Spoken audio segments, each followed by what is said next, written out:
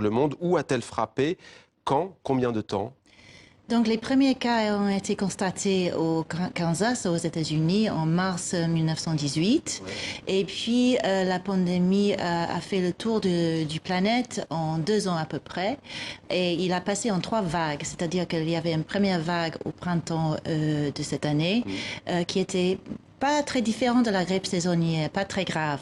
Et puis, la maladie est revenue en août, septembre, et elle était beaucoup plus létale à ce moment-là. Donc, la deuxième vague qui a duré jusqu'au novembre, décembre, qui était vraiment très létale.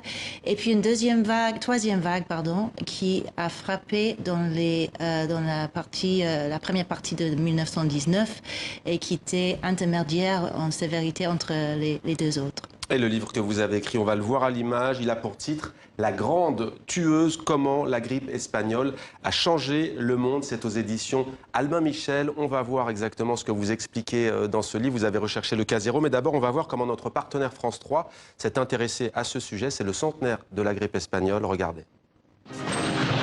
En 1918, au bout de 4 ans de conflit, les armées de chaque côté constatent des pertes d'un genre nouveau dans les rangs. En quelques jours, les soldats passent de vie à trépas, mais pas question d'évoquer le problème dans la presse, pas question d'informer l'ennemi. Il y a une sorte de censure très importante qui fait que personne n'est au courant de cette épidémie finalement. Et pourtant, aussi bien dans les troupes allemandes que dans les troupes françaises, que les troupes américaines ou les troupes canadiennes, les soldats souffrent de la grippe. Mais le seul pays qui informe ses habitants de l'existence de cette grippe, c'est le gouvernement espagnol. Car à l'époque, l'Espagne, elle, n'est pas en guerre. Au départ, elle est la seule à rendre compte de l'épidémie. Mal lui en a pris. Le monde va alors considérer que ce nouveau virus vient de la péninsule ibérique. En fait, les premières descriptions de ce virus sont données par un médecin américain dans le comté de Haskell. Des dizaines de fermiers présentent de fortes fièvres, des courbatures début 1918. Le médecin s'étonne que de solides gaillards aux allures de cow-boys soient fauchés, nets. Rien à voir avec la grippe qui emporte d'habitude les personnes âgées ou les nourrissons. Cette fois-ci, la nouvelle grippe terrasse les 20-40 ans. Ça se manifestait essentiellement par une détresse respiratoire, parce que les poumons, on le sait aujourd'hui, étaient probablement infiltrés par des cellules inflammatoires qui rendaient la respiration extrêmement difficile. En 5 mois, la grippe espagnole se propage sur l'ensemble de la planète. Un tiers de l'humanité va être contaminé entre mai 1918 et avril 1919. On se rue sur le rhum, l'aspirine ou des sirops miracles.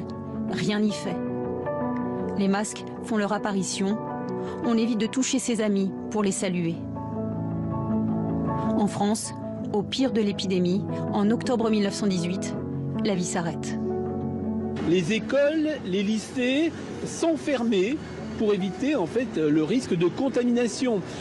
On évite aussi certaines cérémonies religieuses, c'est-à-dire qu'on aurait pu imaginer qu'on allait faire pour chaque enterrement, on décide que dans chaque église, il n'y aura qu'une cérémonie par jour.